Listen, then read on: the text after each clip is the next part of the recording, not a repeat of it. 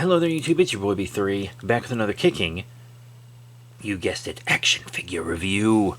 Recently I reviewed the Donatello Leonardo Power Rangers Ninja Turtles 2-pack, so I figured, what the heck, why don't I go ahead and review the Power Rangers Teenage Mutant Ninja Turtles Lightning Collection Morphed Mighty Morphin Green Ranger Shredder. Yes, I got this figure forever ago. I pre-ordered it when it first came out because I knew it would be a popular one, and it was. It skyrocketed to like $70 after it came out. I didn't sell it. I just sat on it, and I wasn't trying to sell it. I wanted to keep it for my collection, but they re-released it a few times. It went down in price a lot, and now the Lightning Collection is defunct. What is its price doing now? Well, it just depends where you look, but you can find one if you want it because they have re-released it and whatnot. But I have the very cool first release, and I don't think they actually changed anything between the releases, even packaging, so it should be okay. Speaking of packaging, I normally don't show it, but I was compelled to show this guy's packaging for some reason. But yeah, he's pretty neat. And a very cool look, and I think it's time to let him out of package. And here he is out of packaging, our Green Ranger Shredder. And let me tell you, he's a pretty incredible figure. There may be a couple things I would change, but he's actually really good. I mean, wow. Really wow. Like, he's mostly metallic on his metal bits, which is great. The knees... Ooh, don't like those knees. I would have preferred the green plastic for the joints and then the front of the knees painted gold like the shin guards. Ooh, those knees look so bad. I mean, you've got so much metallic paint on him, even on the morpher there and on his face guard. But ooh, those knees are bad. Yikes, I would have preferred it molded in the green plastic, painted metallic gold right on the front, and then the sides and back would be green. Oh, God, bad looking these. This is also a lot of sculpted in the silver here and not painted silver like the front guard, but they're disconnected enough where it kind of looks okay. Like, it's not bad. That doesn't bother me. It could be better if this was metallic, but that doesn't bother me. The main feature on this guy that I remember originally shocking me when his images and stuff were released is a cloth cape, especially with like the little holes in it from like battle damage. Oh my god, the cloth cape is good. You can kind of pull it back to get it off his arms, or you can pull it forward and have it draped over his shoulders, which is how I clearly like it. That's really cool. Very nice sculpt on the head and dragon shield, little scratch details all on that, just as battle damage. Really cool sculpting, just a lot of original sculpting on this guy that did not go to waste. I love the kind of bandages. Wish they would have painted that on the hand. You see that strap being his skin tone is also really ugly. And it only matters on these hands. That won't really matter on the fist hands that you'll see later. But it matters on these. I'll probably swap one out for a fist hand and leave one open hand because it looks cool, but... So, yeah, there are a couple places that could really benefit from just a little more paint. But for the most part, detail and paint is pretty good. Like, better than usual for a Lightning Collection. They went pretty hard on this guy. Articulation wise, you got the normal side to side on the head, up and down. Not much of a wobble because of the dragon shield and low nature of the sides of his head. If you pull this cape back, you have that beautiful butterfly joint that I love. Up and down on the shoulders. This doesn't hinder as much as you'd think, but this kind of does when it's combined together. So up and down.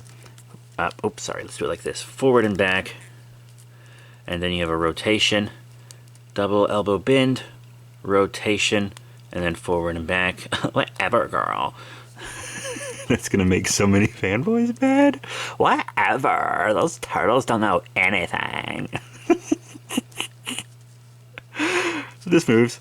But yeah, a lot of great torso movement, waist crunch, in and out on the legs for kicking turtles.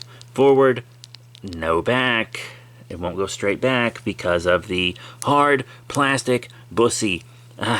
Even a flexible martial artist like Shredder still suffers from the Hasbro hard plastic bussies. God, the back of his knees look so fucking bad. But damn, that hard plastic bussy. Can we get rubber bussy coverings like McFarlane and NECA have, please, Hasbro? I say this in every review for one of your figures. Just give me the bussy. Just give me the bussy, Hasbro. It's all I want. You'll never give me bussy. I know I'm stupid. Thigh swivel. Double knee bend that looks bad. Boot swivel, which is really good and nice and really well detailed. Up and down on the feeties. Ankle pivot, which isn't as hindered by that as it looks like it might be. It's pretty good, actually. You got the peg holes just in case you need a stand, but he's a pretty sturdy guy if you pose him upright. So that's good. Now, let's get into his accessories. You can see he has the two open hands, and as I mentioned earlier, closed hands. You can still kind of see the strap. Not really in the lighting I have, but there is still a strap on the sides that's not painted. But it doesn't look as bad here because it's not as obvious. Like, I probably wouldn't have seen it if I wasn't looking for it. And then he also has the energy effects, which are pretty cool. You, like, put his blades in them. Well, if I can, which... Okay, let me try to do this on one of the... There we go. Bonanana. That was Kamen Rider, but still. That's a really cool effect. An original effect for Shredder that hasn't been reused for anyone else to my knowledge. That's really nice. I quite like that, but that's really it for his accessories. He didn't need terribly much. He's the Shredder, after all. Now let's get into size comparisons. Gots to show him with the turts. Yes, here he is with the Donatello and Leonardo Turtle Rangers that I reviewed recently. Pretty cool. As you can see, they'll look pretty good together, I think. These guys are mostly the same sculpt, but I'm showing them together because they're a 2-pack. And it'll take multiple turtles to take down the Shredder, won't it? Yeah. And for more lightning connections, how about a male sculpt and a female sculpt? We have the Dino Thunder Blue Ranger and SPD Pink Ranger. My two favorite seasons, and these are also both figures that I got at Ranger Stop and Pop, Atlanta. Pretty good, you know. Sid is a young adult, but she is smaller. I think she's the shortest one on the team. And then Ethan here would be a teen, so a much taller Shredder makes sense because he is a full-grown man. Works for me. I think they look great. Okie dokie. Now, let's move on to the kind of kids line for Power Rangers. So these figures are both from the Dino Fury line. You have Gold Ranger and Void Knight. Void Knight, of course, being a more villainous kind of ranger. I thought that would be good to show with Shredder. And then also a dinosaur-themed 6th Ranger. Thought these would work out. Yeah. I don't really know. I guess Gold Ranger, you know, he's like a younger guy and stuff. You know, maybe.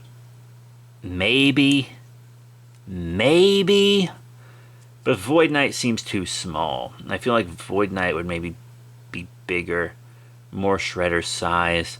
I'm just going to go ahead and say that this line is too small. I think having Shredder be an adult-sized figure, because a lot of the Lightning collections actually look good with this normal Hasbro Dino Fury line, and the Beast Morphers and whatnot. But when you have him full-grown Mr. Man-sized, it doesn't work as well, because those differences become a bit more obvious. unfortunately. So I'm going to say he doesn't work with this line. He works well with his own line, and that's all that matters. But I do like to show other options, you know? Speaking of other options, how about we look at some Japanese figures, huh? Like the Poppy Magishine, or, there we go, the Sentai Hero Series 2 Kaiser. Now, here's some more stuff I didn't quite expect. I knew the Poppy would be way too small, even before I showed it to you. He's looking pretty rad with the Sentai Hero Series here. They're like the same. I mean, Shredder's buffer, but that's kind of awesome. Shredder will look great with your Sentai Hero Series figures, and that really is good, because not a lot of my Power Ranger figures scale well with my Sentai Hero Series. So I like that a lot. I like that a lot. Also, you're more likely to have adult Rangers in the Sentai than in Power Rangers, I feel like. So, this works for me. I'm liking that a lot. Very cool. Yoink. Yoink. Take them out of there. And just 2 more figures I want to show him with. I want to show him with some Monsters of the Week that he might lead into battle. First off, one in his own line. Pumpkin Wrapper. And I'm here to say, you're probably white if you wrap this way. I think that works pretty well. Pretty perfectly, actually. And then the 8-inch vintage Evil Space Aliens Mighty Morphin Power Rangers Rhino Blaster. I also think that works really well. Dang, him being bigger just makes him look so good with these guys.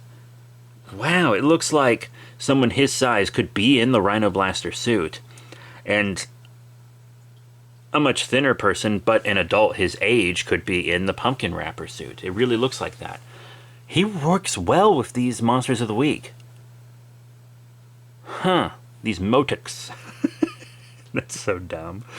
I love that.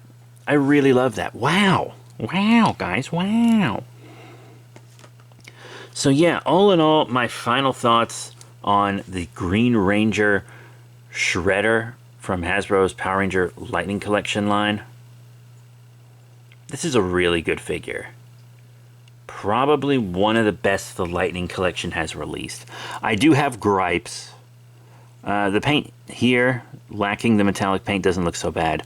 But lacking that paint on the hands, if you would have just not sculpted that strap there, I wouldn't even have said anything.